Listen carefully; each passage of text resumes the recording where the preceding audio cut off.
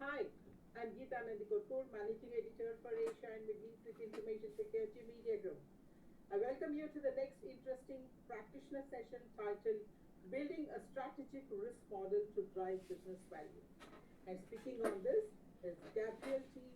Akindeji, CISO from Waikato District Health Board. In his session, Gabriel will walk us through the process of building an effective risk model that drives business value and enables optimization and maximization of risk profiles and enhanced security control. And friends, Gabriel is here to take your questions. Please post them on the chat box.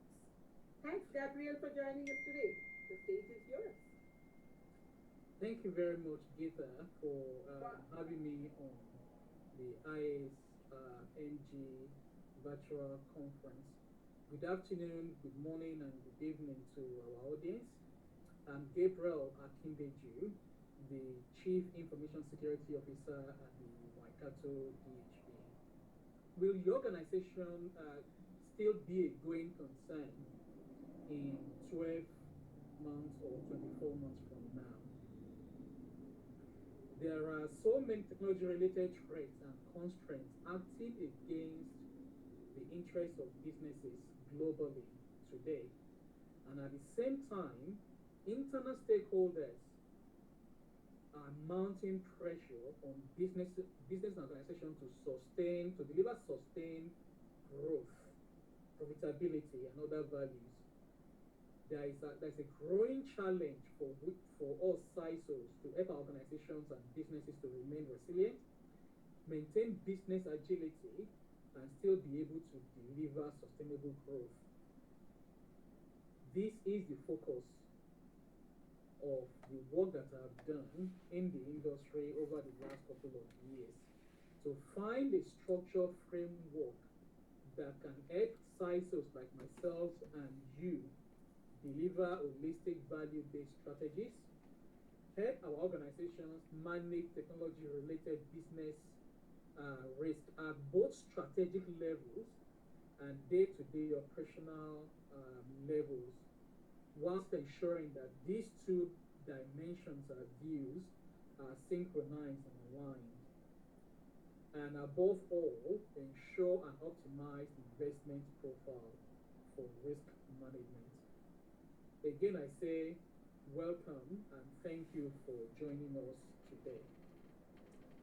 I make bold to say that no organization can generate nor deliver sustainable values that are outside of its capability maturity.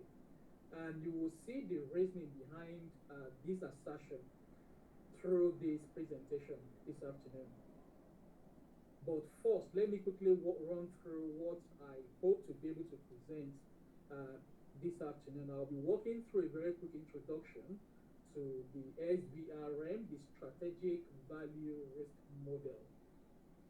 The questions typically on the minds of CISOs like myself and yourself, I will give a brief description of the SVRM, go through some basics, and then I'll walk through the different components of the SVRM, being risk logic map, adaptive response, workforce optimization, and then at the end of the presentation, I'll provide some references to further readings. Technology drives modern businesses, modern organizations, and in fact, in some instances, technology itself is the business.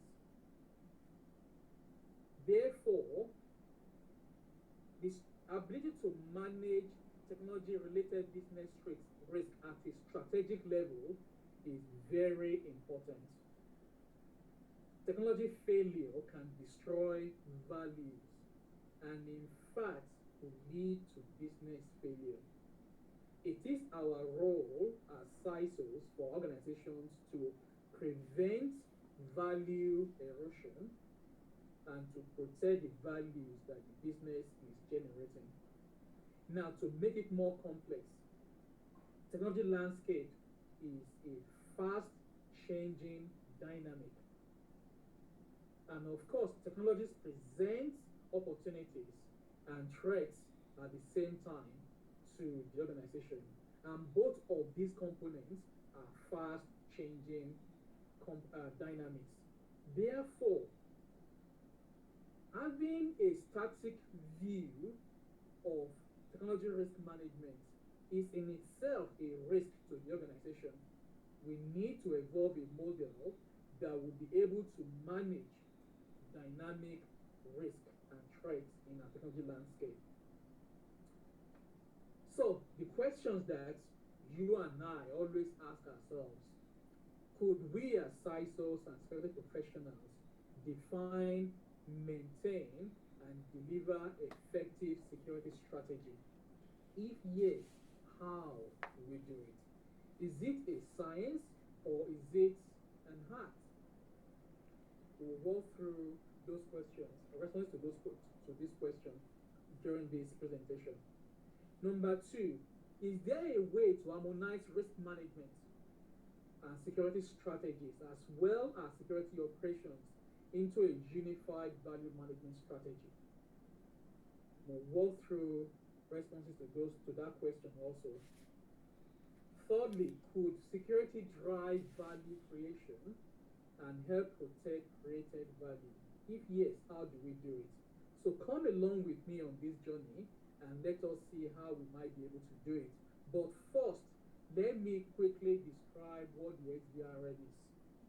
The SVRM is an evolution of traditional risk management construct. If you take our traditional static risk management construct and apply modern day realities, the contemporary realities, our fast changing world, and the dynamics that come with those variations of events in our environment. So I've taken concepts from financial risk management, which is largely a much more stable and matured risk management environment, and advanced concepts in engineering, namely field theory.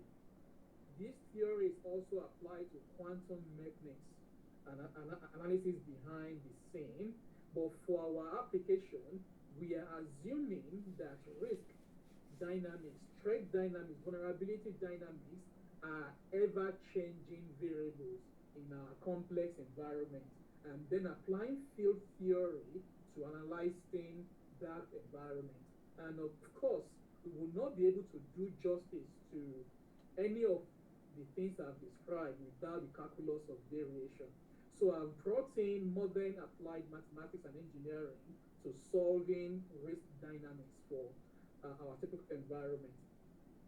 That, of course, then leads to the constrained objectives are investment optimization, resilience maximization, agility improvement, and responsive control effectiveness maximization. And of course, all of these have to be wrapped around good governance that then leads to strategic objectives delivery. Process flow wise, this picture here is SVRM.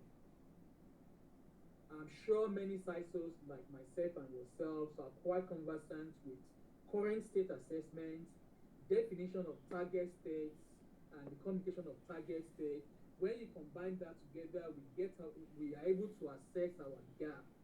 And hopefully, the governance structures in our environment are matured or maturing enough to be able to describe risk appetite and tolerances.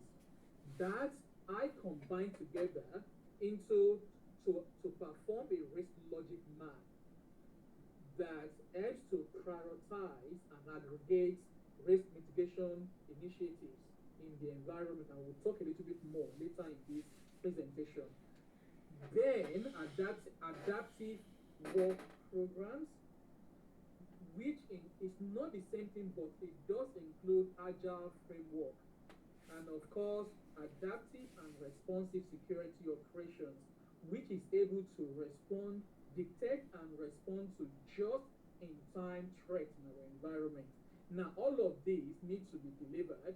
I then go through a workforce optimization strategy, which overall optimizes the delivery pipeline.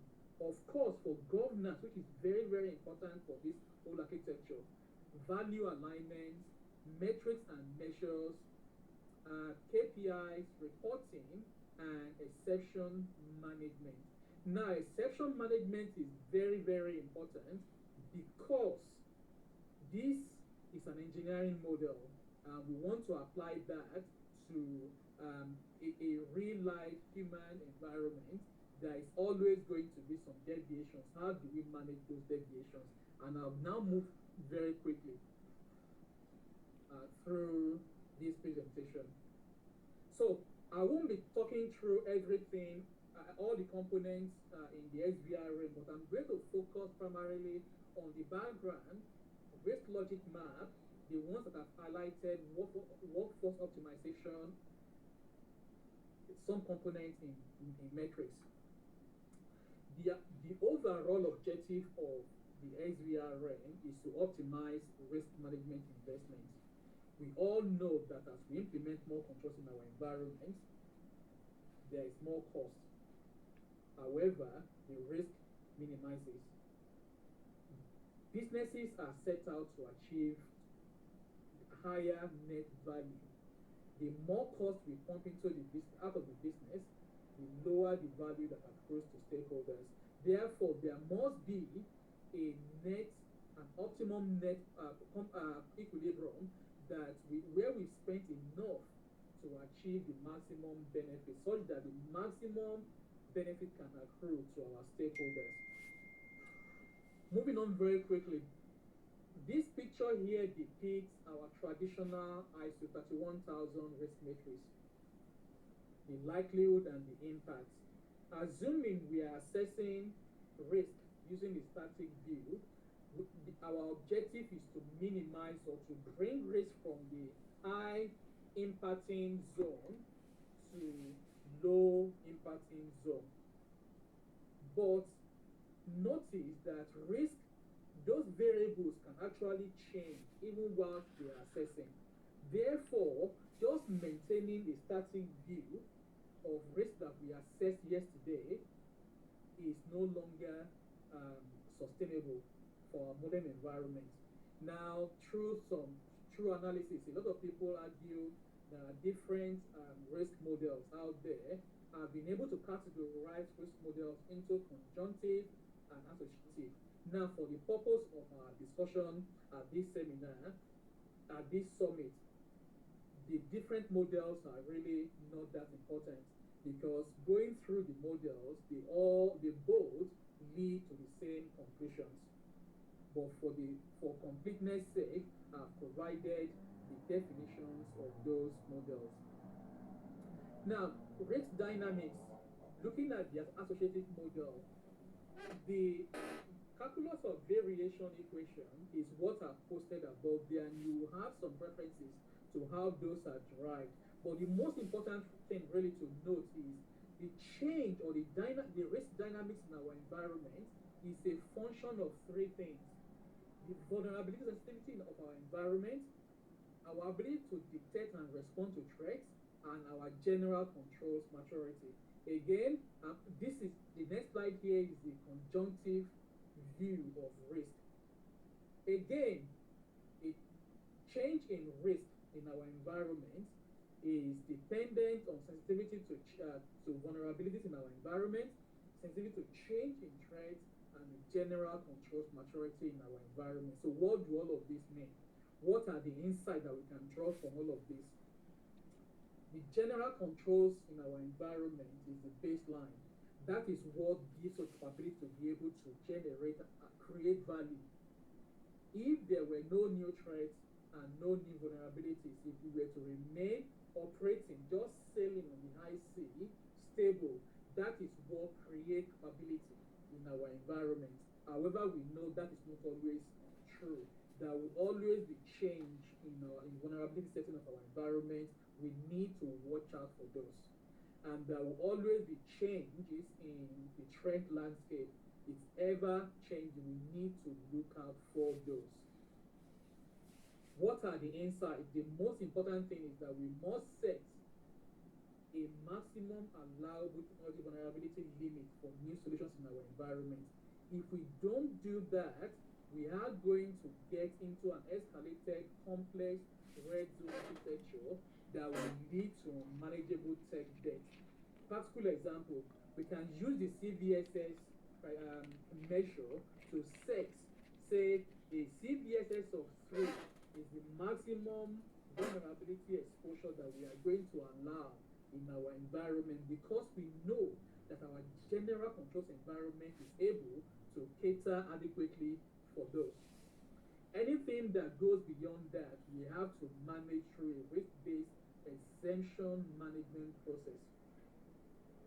Also, we have to continually monitor the threats in our external threats in our environment. We can use the MITRE threat model for that, where advanced could be 5, significant could be 4, etc.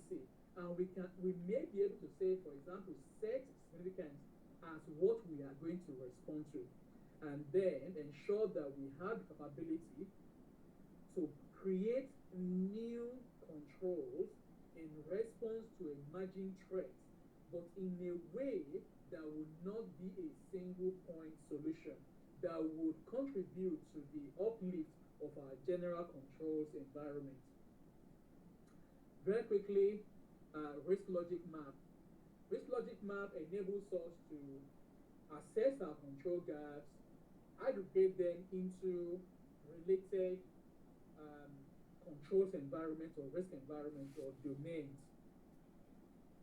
enable us to understand and analyze legacy constraints, enables us to identify accountable stakeholders, and enables us to be able to define controls that will not be point solutions but that can be applied across multiple risk zone in our environment, and above all, enable stakeholder engagement. Adaptive response security operations. Like we said earlier, our environment changes very, very fast. We need a model that would look out for changes in our environment, detect emerging threats just in time, and be able to respond to those threats with just enough investment and effort to bring those threats back to the level that we are able to cope with, and will minimize or optimize time to failure and time between failure for our environment. Workforce optimization, or everything that we do, we require workforce, human capital, to deliver. Now, the SVRM does not require that everybody delivering service or capability to our strategy must be within our organization, but it enables us to identify those key accountabilities that must be maintained or retained in-house, or that can be retained external to the environment, and enable us to work through appropriate contracting process. Now, starting view, so let's move on to metrics and measure. Starting view of risk management gives us a lot of metrics and indices, but there are a lot that are hidden that we cannot leverage because we haven't got that dynamic view. Going through a dynamic construct of risk management enables us to set maximum acceptable inherent vulnerability and be able to measure what is happening in our environment against that threshold. Can enable our cost to operate, can enable us to assess our controls investments, can enable us to assess our risk posture, and some additional metrics in here, what we need to maximize and those things that we need to minimize. And I'll go through just a few. For instance, our risk profile. We want to minimize our risk profile. And a measure that we can leverage to manage the trend is mean deviation of risk to risk appetite. We want to be able to maximize our risk agility, the ratio of increase in business value So the investment in new controls can be a measure that we leverage to deliver improved risk agility.